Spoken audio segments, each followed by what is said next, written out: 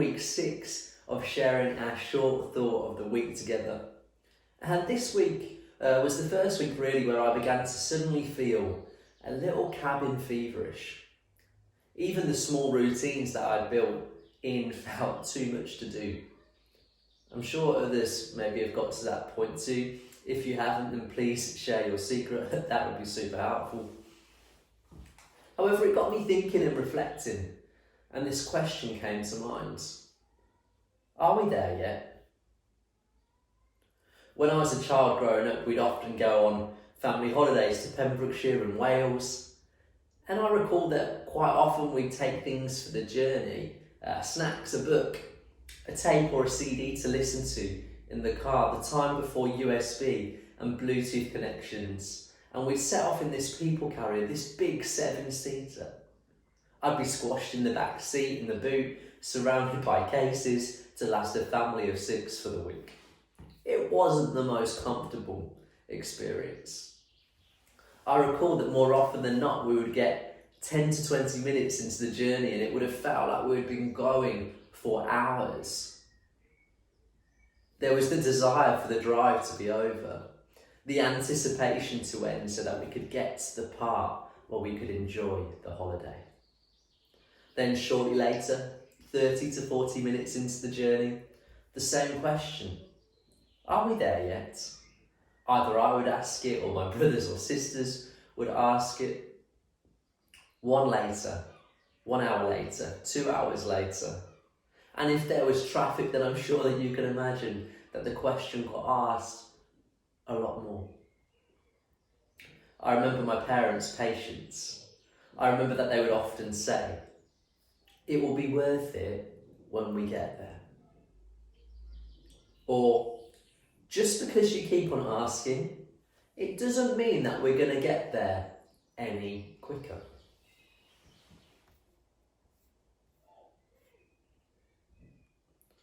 I think this week I began asking myself this question almost on loop. Are we there yet? How long until we're there? And I was comforted with the reminder of this experience as a child.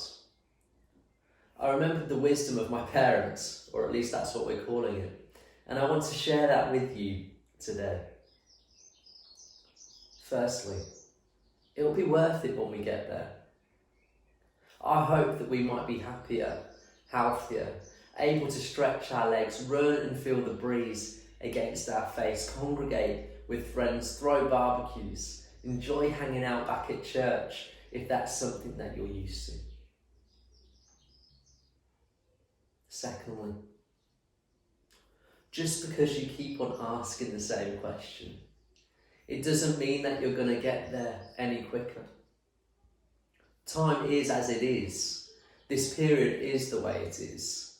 And yes, the question is completely valid. Like, don't get me wrong, I think we've all been asking it. However, it won't make the time go any quicker. It won't eliminate the next 2 weeks from happening. I remember that when we would arrive, the first thing that I would do when we got to our destination was I would run around the house. I would want to pick the best room with the best bed. We'd run our things inside, and then we'd be desperate to get to the beach. It's funny because at this point I don't even recall remembering the journey and how long it took to get there. I was just excited for what was next. It's funny because I think this resonates how we can often forget the journey when we arrive at a destination. We get caught up in the next thing extremely quickly, in the excitement, the anticipation. And I do believe that there will be a time, once again, where that will be our reality. We don't know what will be waiting for us at the other side of this particular journey. Whether we'll like necessarily what we'll find when we get there. But what I do know is that it will soon be over. And it will be worth it when we get there. It's a bit of a shorter one today. Thanks for watching. Stay safe and see you next week.